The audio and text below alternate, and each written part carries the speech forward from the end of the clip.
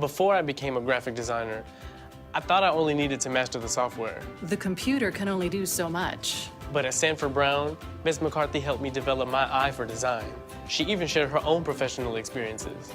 The adventures of a real-life graphic designer. Prepare for your future career as a graphic designer at Sanford Brown College. Call 877-918-6444 now for your Career Builder Career Guide. That's 877-918-6444. Are you proud to be Hispanic? Hispanics in Florida now have the first Hispanic car license plate in the United States. Be a proud Hispanic. Put the Hispanic plate on your car. I want to be a doctor. I want to be a scientist. I want to be an engineer. I want to be a police officer. I want to be a professional dancer. By getting the Hispanic plate for your car, you will support scholarships and community programs. The Hispanic plate is available at any Department of Motor Vehicle office. Call now at 321-277-0850 or visit HispanicAchievers.org. I'm Jose Miranda. This is Hispanic Speak Out. We are on Bright House Channel 49.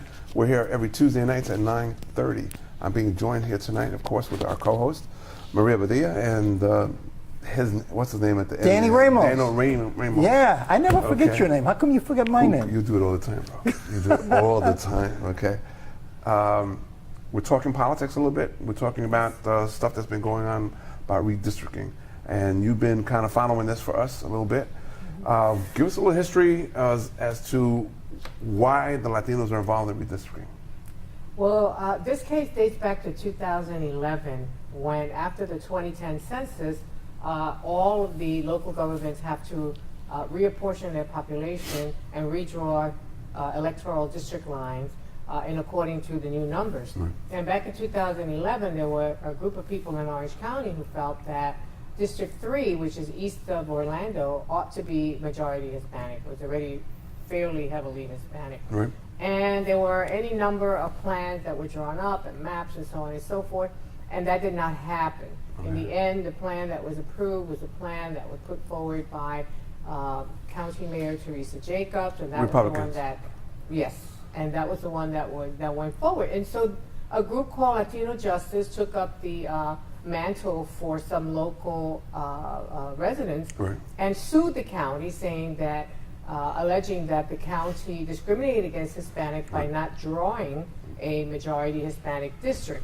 And so that suit finally went to court Monday, about a couple of weeks ago, right, and concluded recently. Okay.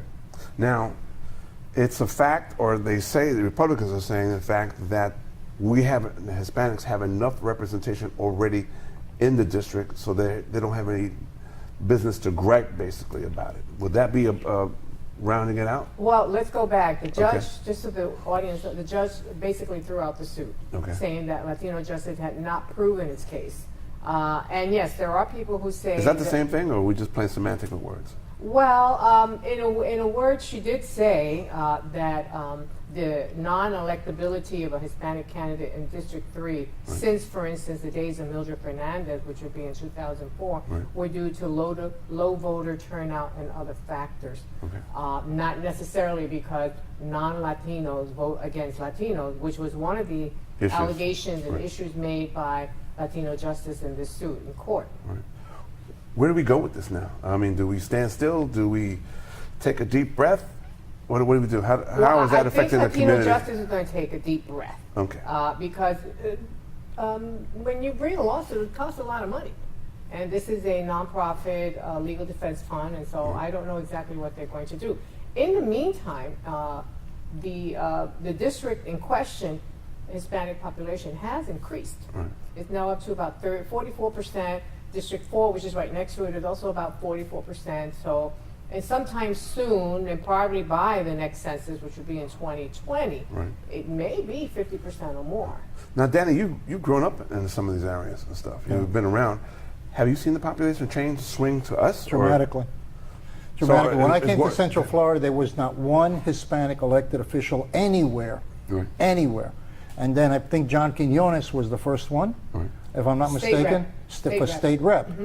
But when I first came to Central Florida, the doors were shut for Hispanics in politics. So that whole thing, we've made a major turnaround here, and we're going to continue growing, and we're going to be, and it's only a matter of time before there's a Hispanic mayor in Orlando, and possibly for Orange County. It's just a matter of time. But remember that the Hispanic is relative because there was a Hispanic county commissioner in District 3 by the name of Mary Johnson. Right. Now, Johnson is her married name, and I Right. don't know exactly what her Yeah, that's Hispanic correct. surname is.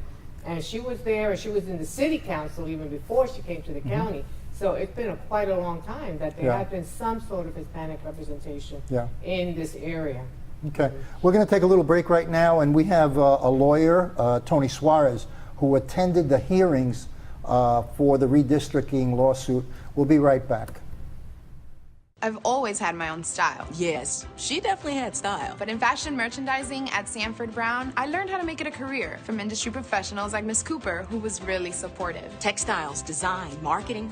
We teach real fashion skills and the business of fashion. I wanted a career in fashion, and Sanford Brown helped make it possible. Get started on your future career in fashion at Sanford Brown College. Call 877-751-9111 now for your Career Builder Career Guide. That's 877-751-9111. Are you proud to be Hispanic? Hispanics in Florida now have the first Hispanic car license plate in the United States. Be a proud Hispanic. Put the Hispanic plate on your car. I want to be a doctor. I want to be a scientist. I want to be an engineer. I want to be a police officer. I want to be a professional dancer. By getting the Hispanic plate for your car, You will support scholarships and community programs. The Hispanic plate is available at any Department of Motor Vehicle office. Call now at 321-277-0850 or visit HispanicAchievers.org. Welcome back to Hispanic SpeakOut TV. I'm here with Maria Padilla. I'm sure everybody knows her, and also attorney Tony Suarez. They both attended the court today, this week, going back more than a week, about the redistricting trial in Orange County that has to do with discrimination and voting. What did you guys, what conclusions did you come to? I mean, they voted down, right? They lost the case. Well, yeah, the judge had ruled that we as plaintiffs did not meet the burden of proof to establish the guidelines in the seminal case of Thornburg versus Gingles. It's a case set by the Supreme Court. So they said you did not establish the facts, and therefore your lawsuit's dismissed. Now, what that means we can discuss. Exactly. But basically that's the legal Because ruling. the burden of proof was on the plaintiffs, in this case, the residents of Orange County, represented by Latino Justice. And what she said was, in order to move the trial forward, you had to meet certain criteria. And the Latino Justice argument did not meet that criteria, according to the way she ruled. And just to say, she didn't say, the judge wasn't saying there was no discrimination. And also, the judge did not say that there was not dilution of the voter, because there was in fact dilution. There's no question that a district that went from 48% Hispanic was reduced to 44% Hispanic. There's no question that there was an intentional dilution, but that was not the standard that was required to be met. Exactly. What had to be met is to show that we could draw a district that was majority minority. That means that we had to draw a district that 50% of the citizens of voting age were Hispanic, 50% or more. And we through our expert, had a district drawn at 50.5%.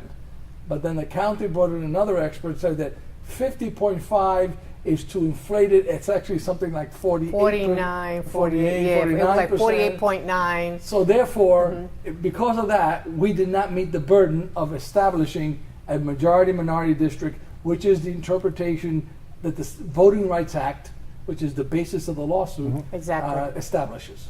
Exactly. Okay.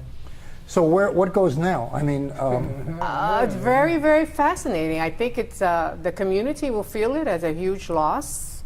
The Latino community, obviously, we're speaking about a huge loss, because there were a lot of high hopes attached to that particular lawsuit about having some sort of representation or being able to elect somebody in that district who was Hispanic once again. And oddly enough, that also played against the community, because one of the things the judge said was, if you recall, but you've already had several Latinos who have been elected in District 3, so it doesn't wash that you can't, that a Hispanic candidate is unelectable. So you had a lot of that stuff going on. Yeah, so the question, well, it's just is interesting, because do we need to have a district of majority? Before, Mary Johnson and Mildred Fernandez won that district when it was less than 50%. It was about 48. Yes. But then got reduced to 44, and the result was no Hispanic candidate can win. Did that 4% make a difference? Probably. Unfortunately for us, the standard, the hoop that we had to jump over, was not a 48% district. It had to be a 50% district. That's right. And the lines could not be drawn wide enough. Remember, you just can't say, oh, grab everything. Every district has to be equal in size. So every district 4, 5, and 6. In terms of population. In terms of population, all right? And so when you do that, you're limited in how far you can draw a district. So the trick is to draw a district that is at least 50% of citizens of voting age, continuous, not drawn up like a long string, because that would also be Because you're a attaching violation. here, and you're attaching here, and you're attaching there. So if you can do it together, compact enough, then you can do it. So if you can't do it, then you're out. So that's why we're technically out. Now, out of law, the question is what's going to happen now. First, I think there will be very little pressure on the county government now to create any district for Hispanics. Oh, I disagree with that. You think so? Oh, sure. This is an election year. I think there will be great pressure on the county now because you recall in the last Orange County Commission meeting in which the 2 new districts was discussed, they said, let's table this for now and find out what happens at the at the court level, how the judge will rule on this particular case, which means that the ball is now back in the Orange County court. Are they Except going they've got no to do pressure this? now. Before they had the pressure of the lawsuit to come up with a solution, their solution was to create more districts, 2 of which would be heavily Hispanic. Now they have no pressure. I don't agree with that. I think that the pressure still exists because the hopes of the Latino community have been dashed. And that just because the judge ruled the way she did does not mean that the Latino community is going to go, okay. But so far we don't have enough to really get anybody elected, so what do they care? I guess this remains to be seen to some degree because, you know, let's see whether they bring back those amendments to create those 2 districts. Let's see what kind of discussion evolves from that. What is the community going to do in terms of what, you know, applying this pressure that you say does not exist and I think does exist? We have to see how this whole thing plays out. Well, it's practical. There's 2 main districts here. Jennifer Thompson's district and Pete Clark's district are heavily Hispanic. Do any of those 2 feel an urgent need to create an Hispanic district and vote themselves out of office? No. Expanding themselves to create new districts for the Hispanic is a possibility for them, but not urgent. So I don't know that there's going to be any real pressure upon the politicians to do anything at this point. I think the ball is back into the community space. And to some degree. I was telling you off camera, there's a great quote by Judge Scalia, considered one of the most conservative of the judges on the bench, who said, nothing replaces a militant constituency. And what we need is a militant constituency. And what I mean by that is people who are going to get up and get out to vote. Not that we're 50% of the population, but only 25% of the voters. When that happens, does it make a difference how many people you have in the district if they don't participate? Right. But speaking of militant constituency, it was a militant constituency that got this whole ball rolling in terms of the redistricting fight. And it all started when there were no Puerto Rican representation on the redistricting advisory committee, and a person in the name of Zoraida Rios Andino, she got up there and she said, why not? You know, like all Hispanics are not equal. And this is a community in which more than 50% of the Latinos are Puerto Rican. On the other hand, she was supposed to testify on the very day that the judge ruled. So she never got to testify. Patricia Silva of the Puerto Rican Center for Puerto Rican Studies in New York, she never got to testify. That would have been the emotion of the case to some degree, and we never really heard that. This case was really about statistics. It was all about data, statistics, and these numbers and that numbers, and whose numbers were more believable. Do you believe Dr. Morrison, or do you believe Dr. was it Atkinson, or whatever his name is? Anderson and Barreto. And Barreto. There were like 4 different expert witnesses, 2 on each side. And so who do we believe? It was all about numbers, but the heart of the case, in terms of how the community felt about these issues, we never really heard from them. Yep, that's correct. And because the heart of the case was never got to, that is the sense of equality, the sense of what is right. and the Hispanic community felt that they should have a seat at the table. There's no one on that table of Hispanic origin to make a representation. Now, some people say, why does that have to be? Why don't only Hispanics? Why can't Pete Clark or Jennifer Thompson really, get to know the community? Well, that's an interesting philosophical That's question. a possibility. Okay. But outside of that is the old, and this has gone back to historically, from the beginning of our nation.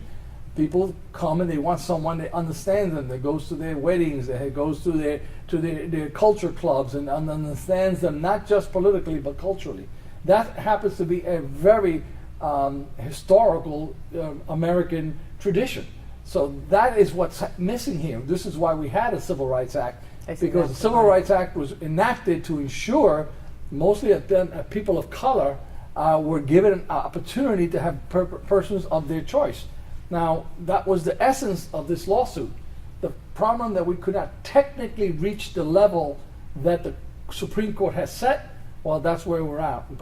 But the personal feelings of the community is still out there. The question is, what's going to happen? Yes. How is that going to be manifested? And manifested? Exactly. Focused. So do you think that there ought to be an appeal?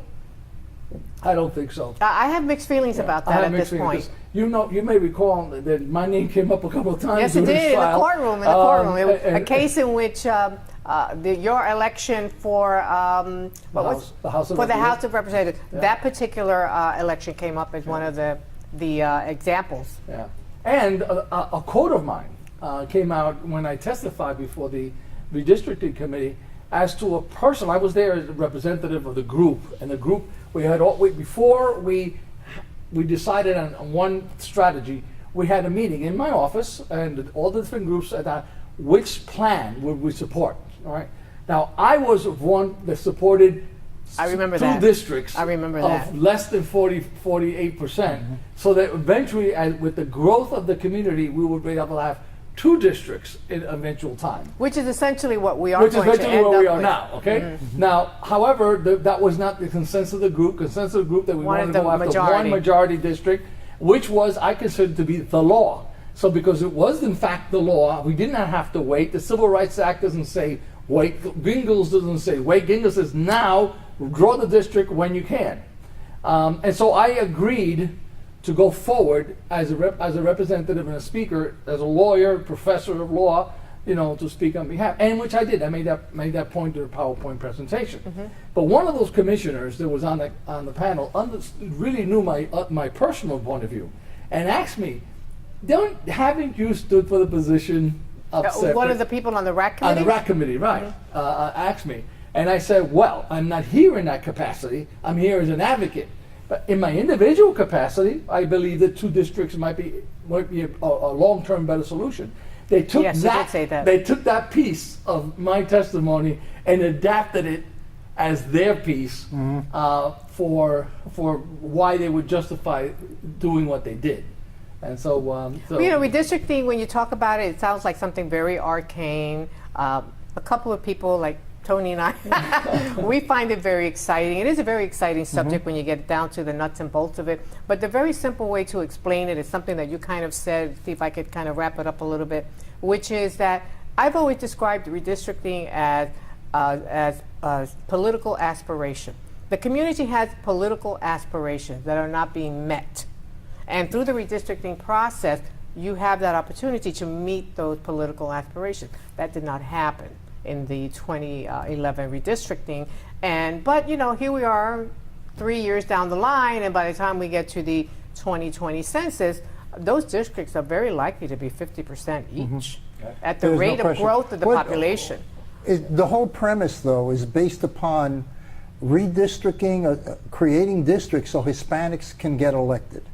Right. Is that correct? That is Why? What is it about Hispanics that they're not acceptable to the general population? Well, I mean, the judge brought that fact very prominently. He said, "What are you guys talking about?" I mean, people look at me and they think they don't. The last thing they think is that I'm Puerto Rican. Right. You know what I mean? Well, so, what is the saleability of a Hispanic, or that it restricts them?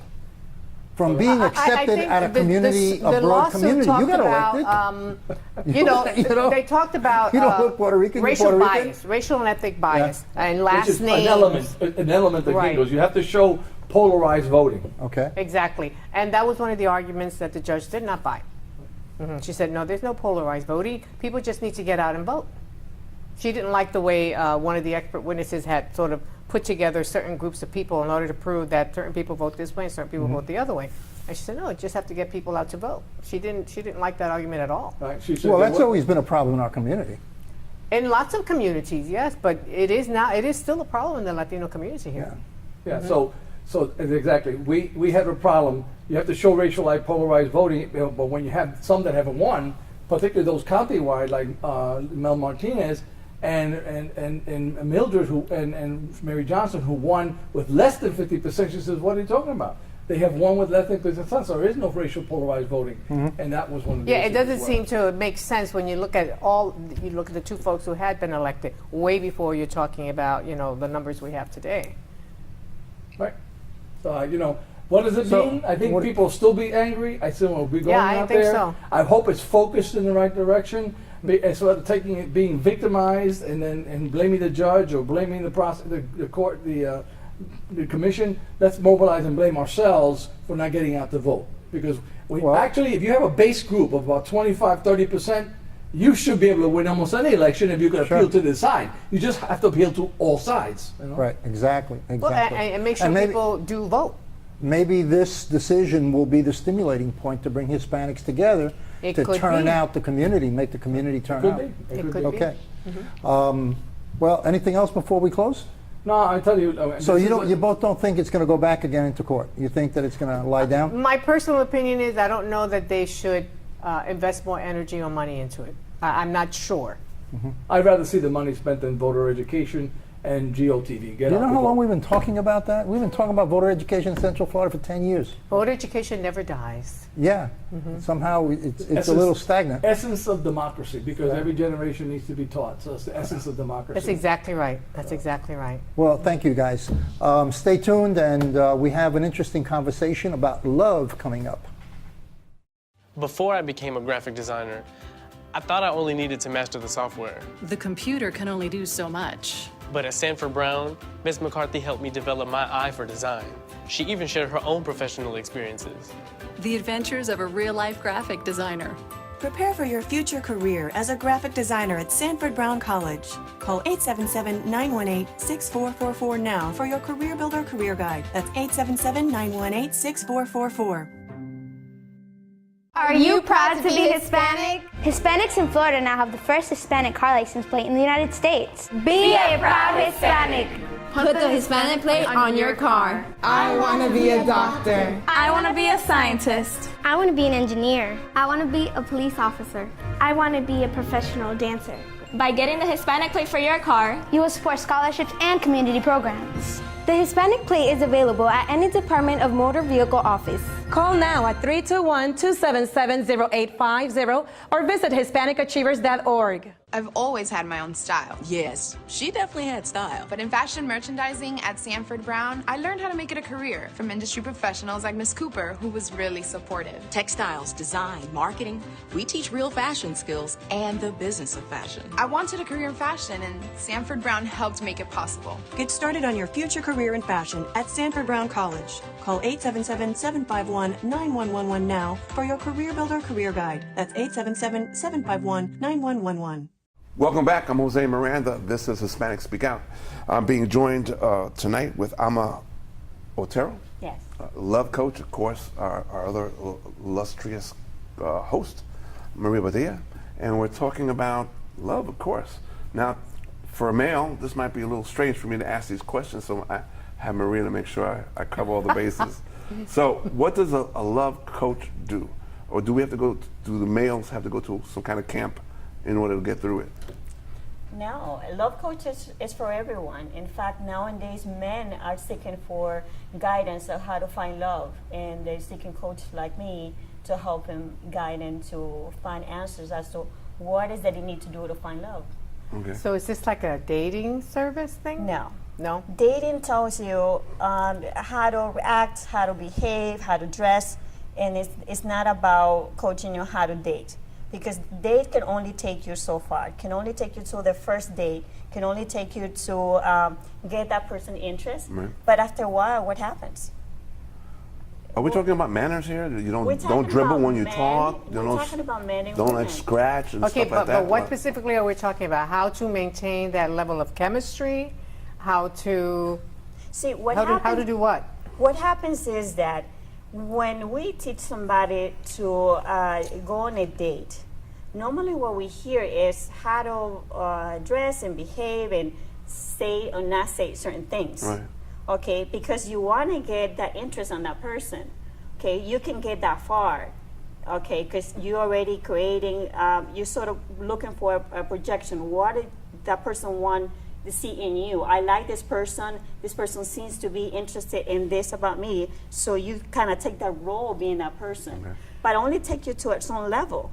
Because once you become yourself and the other person become themselves, it's like two people that's not the person that you're falling in love with. So you give people advice on how not to blow it, right? How not to blow that relationship, how to continue that relationship, keep it growing, keep it exciting or whatever. Is that what you do? What I teach people is to be real. To be authentic. But you just said that if people are real, then the relationship falls apart. Yeah. No, they're not being real because they're pretending to be something that they're not. They're There's a projecting difference. something They're out. projecting. Oh, you mean initially? Initially, Okay. yes. You know, they want to be seen cool. They So want somebody to wants to be Mr. Smooth, Yes. like Jose over here, or Miss Smooth, or Like something you. like that. Yes, and it's Okay. about keeping it real, being authentic. And So this is what- about getting to first base, second base, and third base? This is taking it to the where we want to get. We want to be in a relationship because we're seeking for a long time relationship, not just the go on a first date, not just to. So what is a typical mistake that people make that Typical you mis- have to help them or coach them through? Okay, normally I start from the beginning. I start with what are the reasons you want to go on a date? Why you want to be in a relationship? Because if you're seeking to be in a relationship for the wrong reasons, Right. you know, it's set for failure. So the key is find out, I mean, are you feel complete? Do you need, are you lonely? Are you doing it because you feel lonely? Those are the wrong reasons that people pick to be in a relationship. But what's wrong with being lonely and wanting to have companionship? First, you need to be happy and be in contact with who you are. With who you are. First. So my process is started by working with the self-esteem, learning to love themselves for what they are, accept themselves for what they are from the inside out. And once you are in that level, you project that into the world and you find someone at the same level as you are. So are these classes they go to with you? They sit down with you and you like, I bring a textbook home and I study this stuff or what? What I do is I do an assessment as far as what are the reasons, what is the reason that's been holding you back from finding real love. So this is sort of like an emotional, psychological Absolutely. assessment? Yes. Okay. Tell us how to get a hold of you on Lincoln. If people want to reach out to you. If they just want to reach out to me, they can just go to LinkedIn and look on their love coach, Alma Otero, Okay. and they can find out information about, you know, what I do, and they can get in contact with me. If they want, they can get a session, 45-minute session for free, Okay. and then we go from there. Well, there you go for this segment. Danny, if you're out there, we have hope for you. So hang in there with us, okay? All the love, Lauren, out there. All the loves, okay?